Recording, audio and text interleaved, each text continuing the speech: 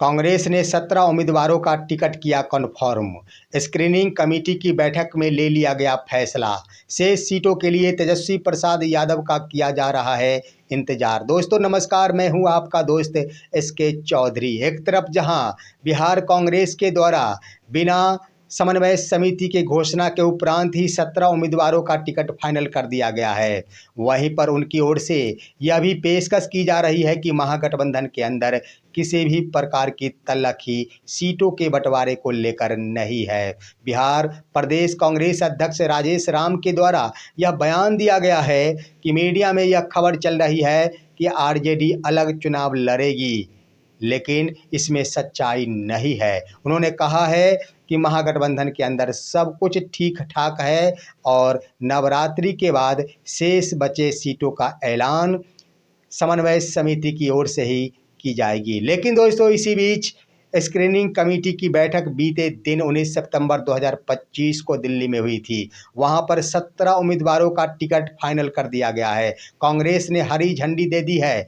इन सभी को टिकट मिलेगा और ये सब उम्मीदवार होंगे। लेकिन इसी बीच आखिर महागठबंधन में सीट बंटवारे को लेकर क्या कुछ होगा, वहां पर आखिर क्यों किया जा रहा है तेजस्वी प्रसाद यादव का इंतजार, और आखिर शेष बचे सीटों पर कांग्रेस के द्वारा कौन से उम्मीदवार खड़े किए जाएंगे, आइए आज के इस वीडियो में हम इस मुद्दे पर विस्तार पूर्वक चर्चा करते हैं। लेकिन इससे पहले अगर आपने अभी तक हमारे इस चैनल शौर्य हिंदी न्यूज को सब्सक्राइब नहीं किए हैं तो कृपया अभी सब्सक्राइब कर लेंगे। दोस्तों बिहार कांग्रेस की ओर से लगातार ही उन रणनीतियों का पालन किया जा रहा है जिस रणनीति पर तेजस्वी प्रसाद यादव चल रहे हैं। एक तरफ जहां बीते दिन ही स्क्रीनिंग कमेटी की बैठक में 17 उम्मीदवारों का टिकट फाइनल कर दिया गया है, वहीं पर कहा गया है कि महागठबंधन में सब कुछ ठीक ठाक चल रहा है।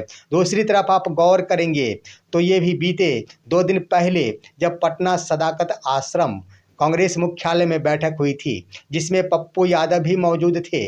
उसके बाद कांग्रेस के बिहार प्रदेश कांग्रेस के बड़े बड़े लीडर उपलब्ध थे और उस बैठक में कई बिंदुओं पर आपसी सहमति बनी थी। वहां पर स्पष्ट हो गया था कि दिल्ली हाई कमान की ओर से ही कांग्रेस उम्मीदवारों का टिकट फाइनल किया जाएगा। उसके बाद 24 सितंबर को CWC यानी कांग्रेस वर्कर्स कमेटी की बैठक की जाएगी आयोजित, इस पर भी सहमति बनी थी। उसके बाद 26 सितंबर 2025 को प्रियंका गांधी वाड्रा का बिहार आगमन होगा और बिहार में आकर वो एक बड़े जनसभा को संबोधित करेंगे। इस पर फैसला हो गया था। लेकिन इसी बीच एकाएक ही कांग्रेस की ओर से 17 उम्मीदवारों का टिकट फाइनल कर दिया जाना आखिर क्या दर्शाता है? दावा तो कांग्रेस की ओर से किया जा रहा है कि महागठबंधन में सीटों के बंटवारे को लेकर कहीं से कोई तल्लखी नहीं है, लेकिन आखिर तल्लखी नहीं है तो बिना घोषणा का ही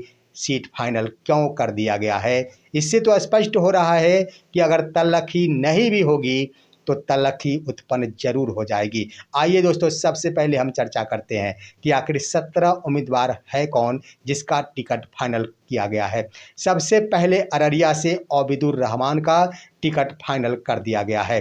किशनगंज से इजहारुल हुसैन का टिकट फाइनल किया गया है। कसबा से मोहम्मद आफाक आलम का टिकट फाइनल किया गया है। कदवा से शकील अहमद खान का टिकट फाइनल किया गया है। मनिहारी से मनोहर प्रसाद सिंह का टिकट फाइनल कर दिया गया है। मुजफ्फरपुर से विजेंद्र चौधरी का टिकट फाइनल कर दिया गया है। करगहर से संतोष मिश्रा का टिकट फाइनल कर दिया गया है। कुटुंबा से राजेश राम खुद चुनाव लड़ेंगे, उनका टिकट फाइनल कर दिया गया है। औरंगाबाद से आनंद शंकर सिंह का टिकट फाइनल कर दिया गया है। हिसुआ से नीतू कुमारी का टिकट फाइनल कर दिया गया है। महाराजगंज से विजय शंकर दुबे का टिकट फाइनल कर दिया गया है।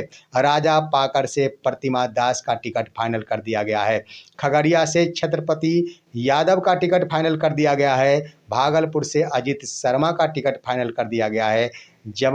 जमालपुर से अजय कुमार सिंह का टिकट फाइनल कर दिया गया है।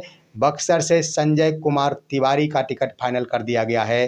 तो राजपुर से विश्वनाथ राम का टिकट फाइनल कर दिया गया है। लेकिन टिकट बंटवारे को लेकर मुकेश सहनी को कांग्रेस के द्वारा एक बड़ी चुनौती पेश कर दी गई है। दोस्तों वह सीट है महाराजगंज का, जहां की वीआईपी सुप्रीमो मुकेश सहनी के खास नीतीश द्विवेदी वीआईपी के खुद को उम्मीदवार बताया करते थे। उनकी ओर से जोरों शोर से महाराजगंज में तैयारी की जा रही है। आपने देखा ही होगा कि लगातार ही आम जनता के बीच जा जाकर उनकी ओर से जन सेवा की जा रही है। लेकिन इसी बीच एकाएक ही कांग्रेस के द्वारा महाराजगंज सीट पर अपने उम्मीदवार का टिकट फाइनल कर देना महागठबंधन के अंदर दरार जरूर पैदा कर दिया है। लेकिन हालांकि अभी समन्वय समिति की ओर से इस पर कोई बयान नहीं आया है। तेजस्वी प्रसाद यादव की ओर से इस पर कोई तल्लखी नहीं दिखाई गई है, लेकिन इतना जरूर है कि तल्लखी जरूर दिखाई जाएगी। अब दोस्तों हम बातें करते हैं कि आखिर कांग्रेस के द्वारा यह कैसी नीति का पालन किया गया जो 17 उम्मीदवारों का टिकट फाइनल कर दिया गया। दरअसल में कह दिया जाए तो कांग्रेस के द्वारा फूंक फूंक कर ही कदम बढ़ाया जा रहा है। ये सभी के सभी जो 17 उम्मीदवारों का टिकट फाइनल किया गया है यह कोई बाहरी कैंडिडेट नहीं है। ये सभी के सभी वर्तमान विधायक है जो कांग्रेस के सिटिंग विधायक है। कांग्रेस ने पहले चरण में फूंक कर कदम बढ़ाते हुए 17 विधायकों का टिकट कंफर्म किया है।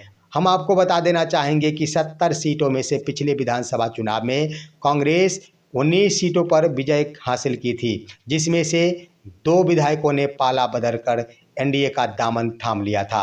शेष 17 का टिकट फाइनल कर दिया गया है। यानी यहाँ पर कदम को फूंका गया है इस रूप में कि अगर समन्वय समिति की ओर से पूछा भी जाता है कि आखिर आपने फैसला क्यों ले लिया, तब उनकी ओर से कहा जाएगा कि आखिर हमारी पार्टी की यह मंशा है कि सिटिंग विधायक का हम पत्ता साफ नहीं करेंगे। यहाँ पर लेकिन एक सवाल है कि मुकेश सहनी के सामने एक बड़ा सवाल खड़ा हो गया है कि आखिर मुकेश सहनी के उम्मीदवार नीतीश द्विवेदी जरूर हताश हो जाएंगे। अब आइए हम बातें करते हैं कि कांग्रेस की ओर से कौन सी रणनीति का पालन किया जा रहा है। दोस्तों इसके अंतर्गत तेजस्वी प्रसाद यादव जिस भी राह को अपना रहे हैं कांग्रेस भी उसी राहों पर चलती नजर आ रही है। तेजस्वी प्रसाद यादव के द्वारा बयान दे दिया गया है कि नवरात्रा के पश्चात सीटों का ऐलान किया जाएगा। लेकिन इसी बीच 17 सीटों पर कन्फर्मेशन देने के बाद कांग्रेस के प्रदेश अध्यक्ष राजेश राम के द्वारा भी बयान दिया गया है कि अभी 17 सीटों के बाद शेष सीटों पर फैसला नवरात्रा के उपरांत लिया जाएगा। उन्होंने कहा है कि तेजस्वी प्रसाद यादव के द्वारा ही इसकी घोषणा की जाएगी। अब सवाल ये उठ रहा है कि इस बीच आखिर क्या होगा, जहां पर कांग्रेस के द्वारा अलग ही रणनीति बनाई जा रही है। इस बीच कांग्रेस की ओर से सभाएं भी आयोजित की जाएगी। प्रियंका गांधी वाड्रा भी बिहार दौरे पर रहेंगी, सोनिया गांधी भी बिहार दौरे पर आएंगी। उसके बाद 3 राज्यों के मुख्यमंत्री भी बिहार दौरे पर आएंगे।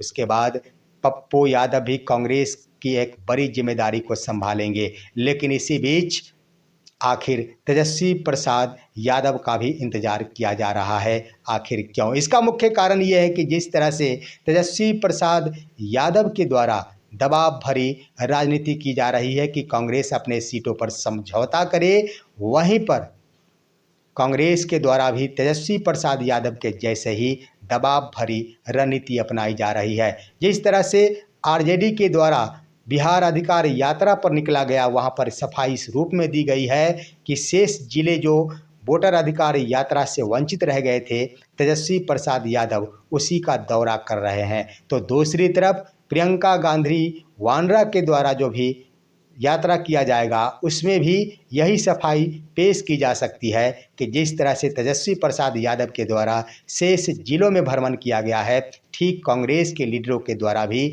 वही नीति का पालन किया जा रहा है। देखना है आखिर महागठबंधन में क्या कुछ होता है। लेकिन जो भी कदम बढ़ाया जा रहा है उस कदम पर अगर महागठबंधन के घटक दल जिम्मेदारी के साथ एक बड़ी जिम्मेदारी का परिचय नहीं देते हैं तो महागठबंधन का टूटना बिल्कुल तय माना जा रहा है।